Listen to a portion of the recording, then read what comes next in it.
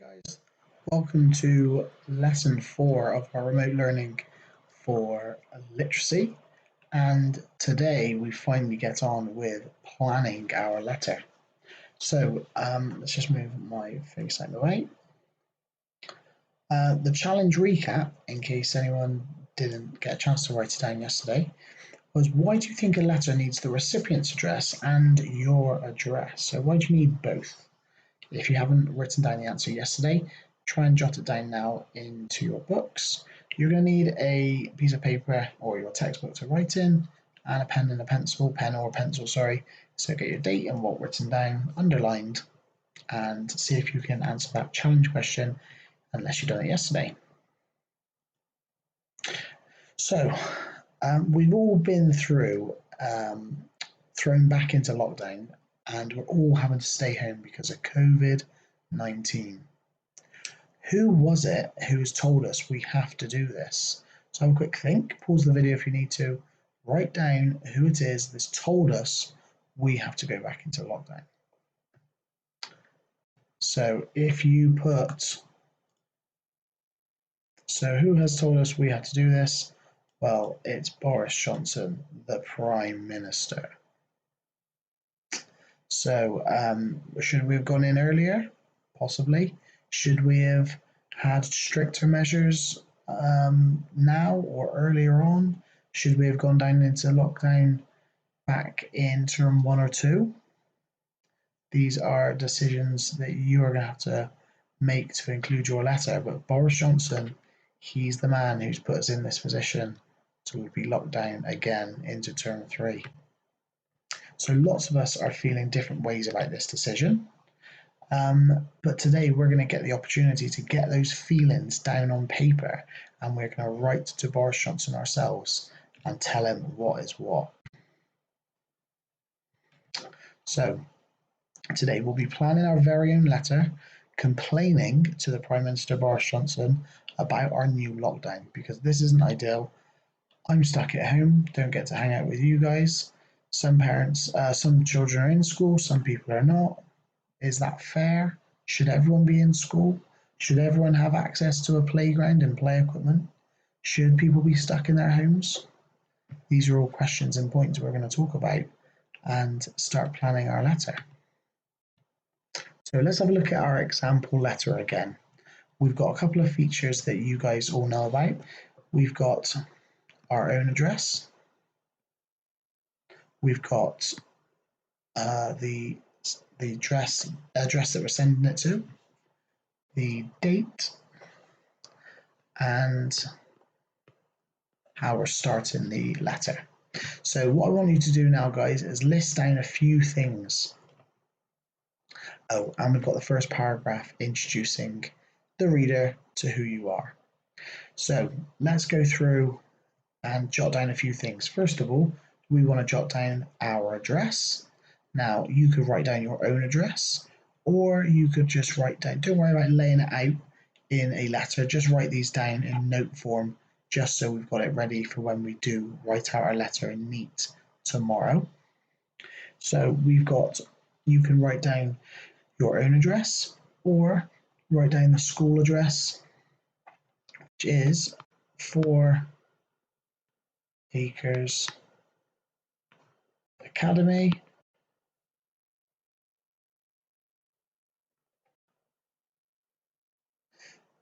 4 Acres Withywood,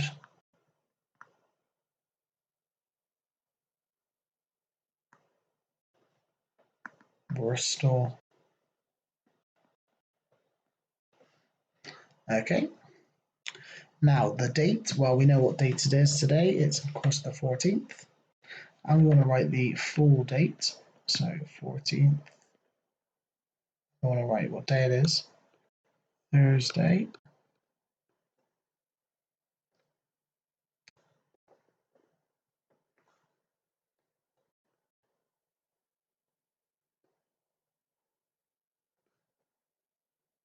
The 14th. And so on. Now, we might put dear sir or madam, but because we know his name, What do we have to put instead? I'll let you write that down. So the first paragraph introduces the reader to who you are. So we're going to come up with 4 sentences.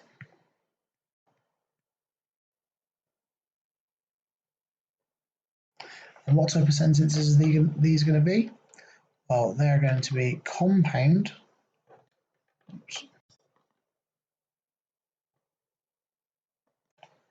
and complex.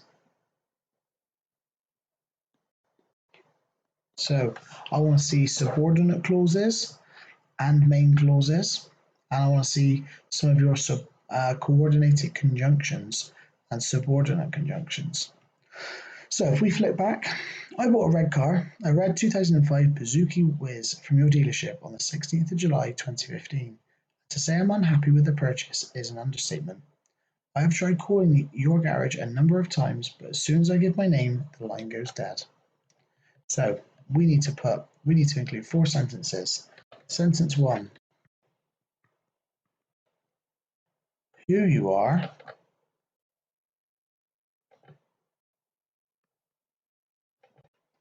and where are you from?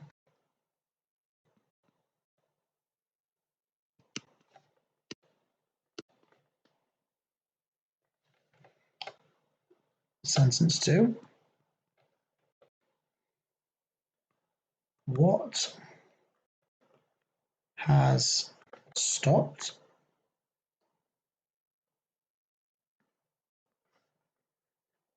and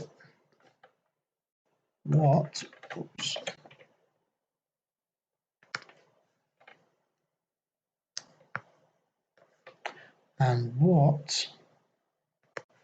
are you missing?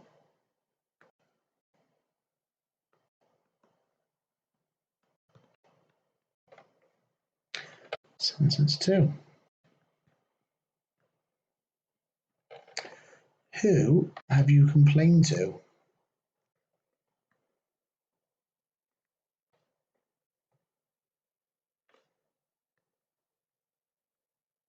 Or who have you told?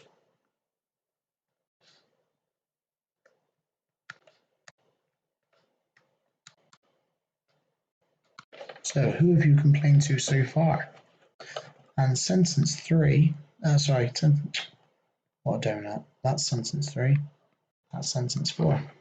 So sentence 1, who you are and where are you? Sentence 2, what has stopped and what are you missing?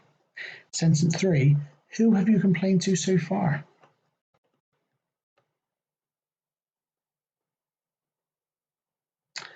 And why and what is the letter about? So why are you writing the letter and what is the letter about? So that's your opening paragraph. So let's have a look at our example letter again, and we're looking at paragraph 2 now. So days after buying the car, I experienced the following problems. Thick smoke coming from the exhaust, a loud rattling noise under the car bonnet, faulty windscreen wipers, a heater which only blows cold air, a broken horn, a sunroof which refuses to open. Just yesterday, one of the wing mirrors fell off. So now we're listing all the problems. So what is the problem with the lockdown? So we're going to go for 4 sentences again. And again, I think these need to all be complex sentences. So we don't want to see any fanboys now. These are all I saw a wob up.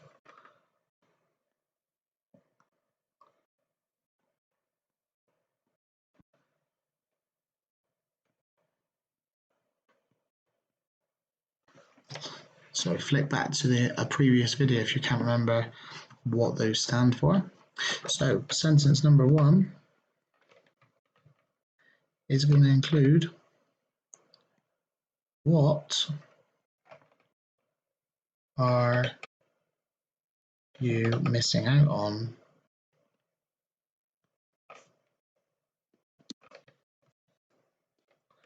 in school? And you need to say, why is that a problem? Why is that bad that you're missing out on maths or English? Sentence number 2. Who are you missing out from? Again, why is this bad? I can't see my nans at the moment because they're in the critically shielded list, and while I'm at school, while I'm not been able to sort of stay safe by isolating, I don't want to go see them at the moment. So that makes me pretty sad that I don't get to see some of my family. Sentence number 3. What fun are you missing out on?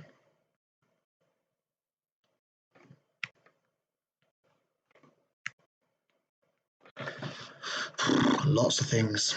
I miss going out for food and with my family and friends. I like going to restaurants. I miss going to the cinema. God, I can't remember the last time I went to the cinema. It's been that long. Other than our Woodpecker Cinema Club, I cannot remember the last time I went to the cinema. That's really sad. I miss going to the rugby with my friends and my dad. We used to go down to Ashton Gate and watch Bristol Bears. Haven't done that for a long time. What else do I miss? I miss going to the gym. I used to go to the gym early in the morning before school, and now I can't because the gyms keep shutting. And then when they did open, they were super busy because everyone was going really early. So I'm missing out on all those things. Why is that bad? Well, you can't go to the cinema, you can't go out for a nice meal, or you can't go watch rugby. That seems okay. But doing these things bring you happiness and make you laugh and joke because you're hanging out with family and friends.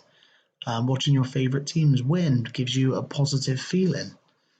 Going to the cinema makes you, if you've had a stressful day or maybe your sister's winding you up, if you go to the cinema, you can sort of just forget about all of that and enjoy the movie. So it gives you a bit of peace, it gives you a bit of excitement, it gives you a bit of sadness if you're watching a sad film, it gives you laughter if you're watching a funny film. So all these things are things that we really, really need, and they're really important. So what are you missing out on at school? Why is that important? Who are you missing out from and why? Maybe it's a family member. What fun are you missing out on? Now, we then say this car is unfit to drive and could have caused me to be involved in a road traffic accident. So, sentence number 4. What happens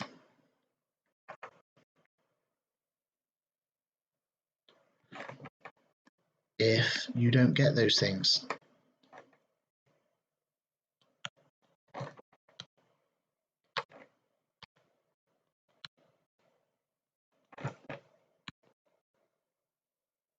So, what happens to you? What happens if you don't go to the gym or you don't get to play football all the time? What happens if you don't get to see any of your family and friends? You won't have a car accident like from a dodgy car, but what could happen to you? What do you think could happen? There's your chance to explain in sentence 4.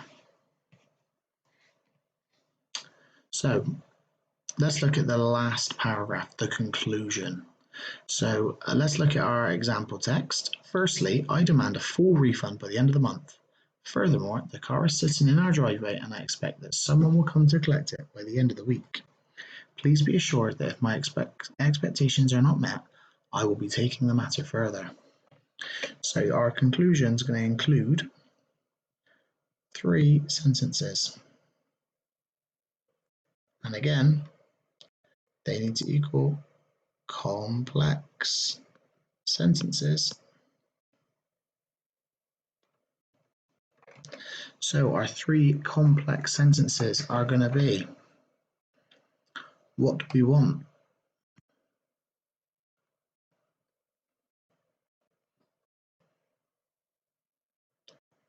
What do we need for things to go back to normal? When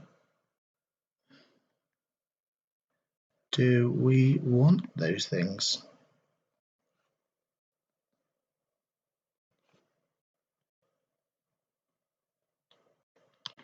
Are we happy to have a lockdown for a couple more weeks? Do we tell the government, look, you've got until the end of this term to sort things out, to get to buy more vaccines? Or what else? Lastly,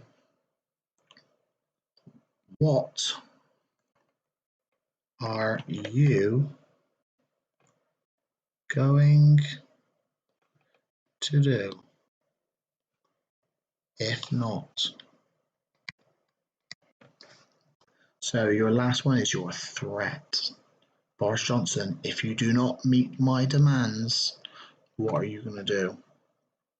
How are you going to encourage or persuade him to do what you ask because you mean business? So the third paragraph concludes the letter and tells the reader what you expect because of the hassle this has caused, which is kind of what we just went through. So I'm sure I've done that in another place. So that is our 3 paragraphs. And if that takes you over half an hour and you've only done the first 2, then pause there for a second. Don't carry on taking up loads of your morning and getting behind. But by the end of the lesson and the end of Friday's lesson, we'll have everything planned, everything kind of written out. We'll then try and improve some of our writing tomorrow. And then we will write it up in neat. Maybe we can type it up. Maybe we can type up our letters. And then you can send them to me on Dojo. And maybe I can go buy some postage stamps and send them to Boris and see what he says. All right, guys. So I'm really looking forward to your letters. Best of luck. If you've got any questions during the planning phase, just ping me a message. Maybe if there's enough of you, we can share some ideas or share some of the letters. Maybe we can have a Zoom catch up and listen to some of our letters being read. But good luck. Can't wait to read what you've written so far. Make sure you take a picture of what you've written so we can have a quick look, and we will speak to you in the next lesson. See you soon. Bye.